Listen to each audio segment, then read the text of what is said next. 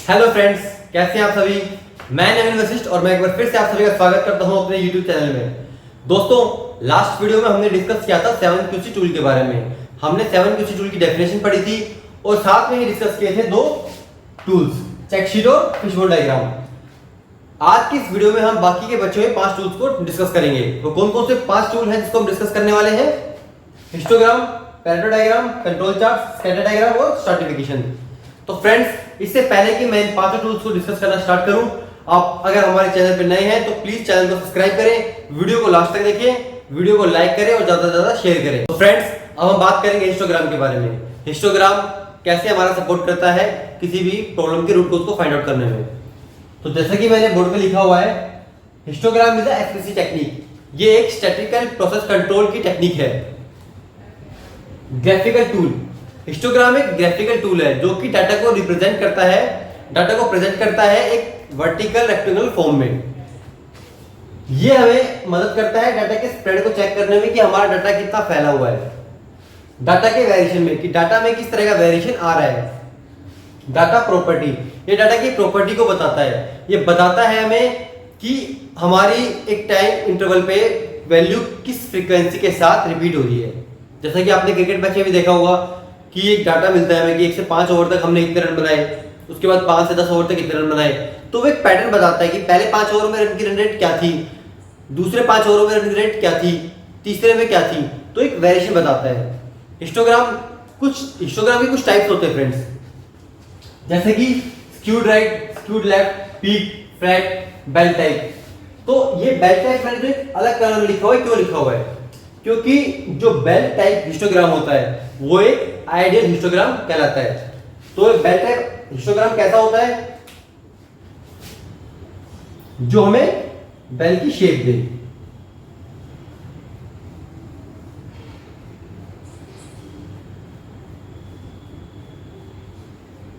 जैसे ये हमें, अगर हम इसके इन पॉइंट्स को मिलाते हैं तो हमें एक बेल की शेप मिलती है। तो ये हो गया हमारा बेल टाइप हिस्टोग्राम। अगर मैं इसको रब कर दूं तो क्या होगा? जो मेरा हिस्टोग्राम है वो राइट साइड ही झुक रहा है, राइट साइड जा रहा है, लेफ्ट साइड में कोई वैल्यू नहीं है। तो ये हो जाएगा स्क्यूड राइट, ये हो जाएगा स्क्यूड राइट टाइप। सेम इसका अपोजिट, अगर मेरा हिस्टोग्राम लेफ्ट साइड झुक रहा है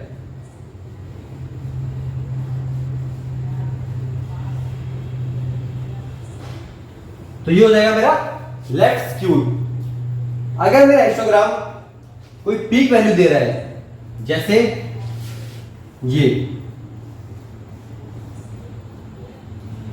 एक उसने पीक बनाया, बाकी सारी नॉर्मल वैल्यू थी, तो ये होता है peak type histogram. Flat type histogram क्या होता है फ्रेंड्स? जो एक पीक वैल्यू नहीं देता बट जिसका स्प्रेड ज्यादा होता है।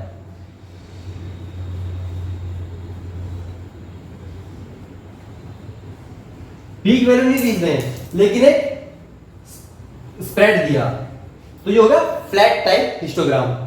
फ्रेंड्स, ये जो जितने एरिया में मेरी वैल्यू होती है वो स्प्रेड ऑफ डाटा कहलाती है। तो अब आपको पता लग गया कि बेल टाइप हिस्टोग्राम हमारा आइडियल हिस्टोग्राम कहलाता है। कुछ 4-5 तरीके के हिस्टोग्राम होते हैं जिनको मैंने आपको ग्राफिकली समझा दिया है। तो नेक्स्ट यानी फोर्थ टूल है दोस्तों हमारा पैरेटो एनालिसिस। पैरेटो एनालिसिस हमें क्या बताता है? पैरेटो एनालिसिस हमें बताता है कि जो हमारी 80% प्रॉब्लम होती हैं उनका रीजन 20% पार्ट्स ही होते हैं। यानी अगर हम अपनी रिजेक्शन देखें तो ओवरऑल रिजेक्शन में से जो 80% रिजेक्शन होता है उसका मुख्य कारण, उसका मेन कोज 20% पार्ट्स ही होते हैं। तो इसको हम एक ग्राफ के द्वारा समझते हैं। ये मैंने एक एग्जांपल लिया हुआ है, टेबल बनाई है कि ये नेम ऑफ पार्ट्स है कि ए बी सी डी करके कुछ पार्ट्स हैं मेरे, जिन्हें नंबर ऑफ डिफेक्ट्स निकले हैं। ए पार्ट का रिजेक्शन 35 पार्ट है, बी का 30 पार्ट है, तो ऐसे मैंने ले लिया। तो टोटल मेरा रिजेक्शन हो गया 140 पार्ट्स। परसेंटेज अगर मैं निकालूंगा तो मैंने परसेंटेज निकाली हुई है। फिर हम निकालेंगे क्यूरेटिव परसेंटेज। दोस्तों, ये जो अरेंजमेंट होता है ना, वो ऐसा होना चाहिए कि पहले सबसे ज्यादा डिफेक्टेड पार्ट, फिर उससे कम डिफेक्टिव, फिर उससे कम डिफेक्टिव, फिर उससे कम डिफेक्टिव। तो इस तरह हमें अरेंज करना है। फिर हम निकालेंगे क्यूमुलेटिव। Cumulative 25, 25 plus 21.5, 46.5, 46.5 plus 17.9, 64.4। ऐसे मैंने क्यूमुलेटिव निकाल लिया। अब मैं इसके द्वारा ग्राफ बनाऊंगा। तो ग्राफ में क्या क्या चीज इंपॉर्टेंट होगी? नेम, नंबर ऑफ डिफेक्ट्स और क्यूमुलेटिव परसेंटेज। तो पहले ग्राफ बनेगा नेम और नंबर ऑफ पार्ट्स के रिजेक्शन के बीच। वाई एक्सिस पे नंबर ऑफ पार्ट्स होगा और एक्स एक्सिस पे नेम होगा पार्ट का। मान लो ये ग्राफ कुछ ऐसा बना, A B C D F, A B C D E F G. हाँ, ये हो गया नंबर ऑफ पार्ट्स और नेम के बीच ग्राफ। अब जो दूसरा ग्राफ बनेगा मेरा, वो बनेगा लाइन ग्राफ, जो कि क्यूमुलेटिव परसेंटेज का होगा। वो कुछ ऐसा बनेगा। सेकंड एक्सिस पे यहां परसेंटेज बताएगा वो। तो जहां मेरा 80% हो गया या अप्रोक्स 80% हो गया 78.6 डी पे, A B C D E F G, तो डी पे बता रहा है कि मेरा यहां पे 78.6% यानी अप्रोक्स 80% रिजेक्शन। तो कह रहा है कि अगर मैं ए से लेके डी पार्ट तक, यानी अगर हम इन 4 पार्टों पे काम कर लें, अगर हम इन 4 पार्टों पे काम कर लें तो हमारी 80% रिजेक्शन कम हो जाएगी। तो इस समय क्या फायदा हुआ? अब हम मेरे पास पार्ट तो 10 थे, लेकिन मुझे नहीं पता ना कि मुझे किस पे काम करना चाहिए। मान लो मैंने पूरी एनर्जी लगा दी किसी ऐसे पार्ट पे जिसपे इंप्रूवमेंट तो 100% हो गई, लेकिन ओवरऑल इंपैक्ट कितना पड़ा? 2%। तो क्या फायदा उस मेहनत का? रिसोर्सेज भी लगाए, टाइम भी लगाया, कुछ फायदा नहीं हुआ। तो हमें बताना है कि हमें इन 4 पार्ट पे काम करना है। अगर हमने इन 4 पार्ट के रिजेक्शन को कंट्रोल कर लिया तो 80% रिजेक्शन हमारा कम हो जाएगा। तो दोस्तों, पैरेटो चार्ट हमें बताता है कि हमें किन पार्ट पे काम करना है कि हमारा मैक्सिमम रिजेक्शन कम हो जाए। तो ये बात थी पैरेटो एनालिसिस की। अब अगला टूल आता है हमारा स्ट्रैटिफिकेशन। तो स्ट्रैटिफिकेशन क्या होता है दोस्तों? स्ट्रैटिफिकेशन या कुछ जगह इनको प्रोसेस फ्लो डायग्राम भी बोल देते हैं। स्ट्रैटिफिकेशन का मतलब होता है सेग्रीगेट कर देना अलग अलग टुकड़ों में, जिससे हमें पता लग जाए कि मेन रूट कोज कहां पे था। मान लो कि मैं एक स्टैंपिंग प्रोसेस पे काम करता हूं और मुझे कस्टमर से कंप्लेंट आ गई कि मेरे पार्ट में बर है। तो मैं बात करता हूं कि मेरे कौन से प्रोसेस में दिक्कत आई होगी। तो मैं पूरे प्रोसेस का एक फ्लो डायग्राम बना दूंगा कि इनकमिंग हुई, उसके बाद इंस्पेक्शन, स्टैंपिंग, स्टैंपिंग के बाद डीबरिंग, उसके बाद फाइनल इंस्पेक्शन, उसके बाद डिस्पैच हुआ। तो इस डायग्राम को बनाने से मुझे ये पता चल जाएगा कि मेरे कौन से प्रोसेस में दिक्कत आई थी। जब मैं प्रोसेस फ्लो डायग्राम बनाऊंगा तो मुझे पता लग जाएगा। मैं देखूंगा इनकमिंग में बर का इश्यू नहीं आ सकता, इंस्पेक्शन में भी नहीं आ सकता, स्टैंपिंग प्रोसेस में बर का इश्यू आ सकता है, डीबरिंग प्रोसेस नहीं होगा तो आएगा, अगर डीबरिंग प्रोसेस हुआ है तो दिक्कत नहीं आएगी। तो मैंने सेग्रीगेट कर लिया, मुझे पता लग गया कि मेरे 2 प्रोसेस में दिक्कत आई है। अब और ज्यादा केसेस को देख सकते हैं कि कैसे दिक्कत आई है। तो मान लो 5 तारीख की दिक्कत है, तो हम इसको और कैसे इस टूल के जरिए पता लगा सकते हैं। हम देखेंगे 5 तारीख में वो माल कौन से बैच कोड का है, वो माल कौन से शिफ्ट में बना था, उस शिफ्ट में कौन ऑपरेटर था, उस शिफ्ट में कौन ऑपरेटर था, कौन मॉनिटर था और कौन प्रोडक्शन का इंचार्ज था। तो इस तरीके से हम अपने आप से क्वेश्चन करेंगे कब, कैसे और कहां, कितना हम उसको डिफरेंशिएट कर सकते हैं, हम करेंगे और देखेंगे कि रियल में रूट कोज जो था वो कौन से शिफ्ट में था, किस बंदे ने बनाया। तो इस तरह हमारे स्ट्रैटिफिकेशन हमारी हेल्प करता है रूट कॉज को फाइंड आउट करने में। अब दोस्तों दूसरा टूल आता है control charts, 6 tool.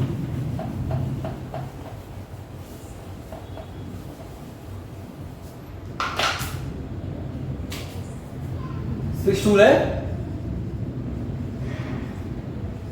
Control charts. Control chart क्या होते हैं? कंट्रोल चार्ट एक स्टैटिकल रिप्रेजेंटेशन है, हमारे स्टैटिकल डाटा को प्रेजेंट करता है और हमें बताता है कि हमारा जो प्रोसेस है स्टैटिकली कहां मूव कर रहा है।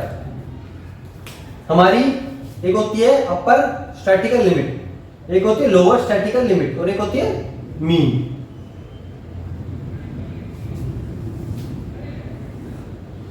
हम सब चाहते हैं कि हमारा जो प्रोसेस है वो मीन के आसपास घूमता रहे। तो ग्राफ जब हम कंट्रोल चार्ट बनाते हैं तो हमें एक रीडिंग मिल जाती है और हमें पता रहता है कि हमारा जो डायमेंशन है, हमारा पार्ट है, कहां मूव कर रहा है। बट इसमें भी कुछ चीजें हैं कि हमारा पार्ट अपर कंट्रोल लिमिट या लोअर स्टैटिकल लिमिट को क्रॉस नहीं करना चाहिए, पहली बात। दूसरा, ऐसा ना हो कि मेरा जो प्रोसेस है ऊपर जाते जाते अचानक नीचे आ गया, मतलब यहाँ पे शायद 9/2 है कि एकदम से नीचे आ गया, या नीचे जाते जाते एकदम से ऊपर आ गया। तो जो ग्राफ भी बना है, जो मेरी रीडिंग्स भी आ रही हैं, वो भी एबनॉर्मल नहीं होनी चाहिए, एक रिदम में चलनी चाहिए। ये हमारा स्टैटिकल प्रोसेस कंट्रोल जो हमारा एक टूल है उसमें बहुत सपोर्ट करता है। इसको हम एक्स बार चार्ट भी बोलते हैं। एक हमारा आर चार्ट बनता है। आर चार्ट हमें हमारे प्रोसेस में जो हमने डायमेंशंस लिए हैं उनकी रेंज का ग्राफ बनाता है कि जो हमने एक इंटरवल में जो हमने रीडिंग्स लिए हैं उनके बीच कितना गैप है, किस रेंज में पार्ट चल रहे हैं। स्टैटिकल प्रोसेस कंट्रोल पे एक मैं अलग से वीडियो बनाऊंगा जिसमें इस टूल को मैं ब्रीफली आपको बताऊंगा। तो अभी आपके लिए जानना इतना ही सही है कि कंट्रोल चार्ट हमें हमारे स्टैटिकली डाटा देते हैं और बताते हैं कि स्टैटिकली हमारा प्रोसेस कहां लाई कर रहा है। वो अपर स्टैटिकल लिमिट के पास तो नहीं जा रहा, वो लोअर स्टैटिकल लिमिट के पास तो नहीं जा रहा, वो मीन पे ही है या नहीं है। तो दोस्तों ये था हमारा कंट्रोल चार्ट। अब बात आती है नेक्स्ट टूल की। नेक्स्ट टूल है दोस्तों हमारा और last tool scatter diagram. Scatter diagram क्या होता है दोस्तों? स्कैटर डायग्राम भी एक ग्राफिकल प्रेजेंटेशन ही है। ये हमें दो वेरिएबल्स के बीच में रिलेशन बताता है।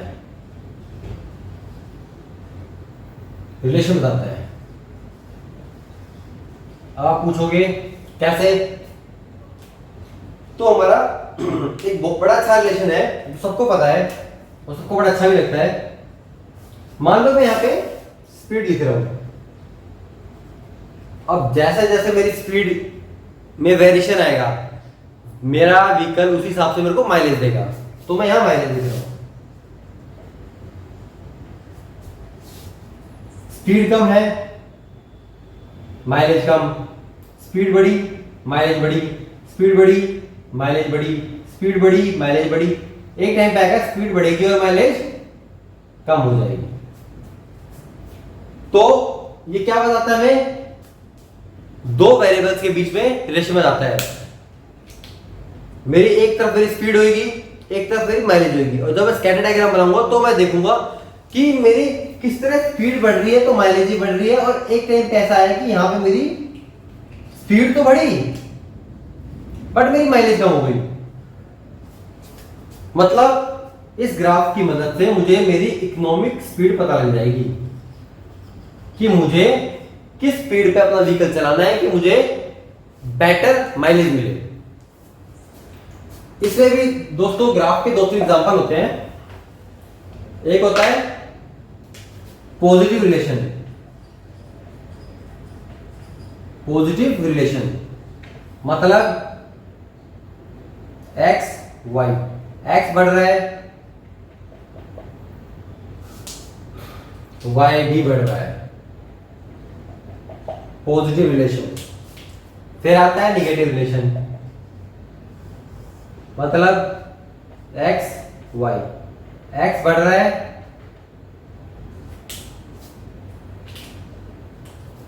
और y कम हो रहा है। कैसे कम होगा?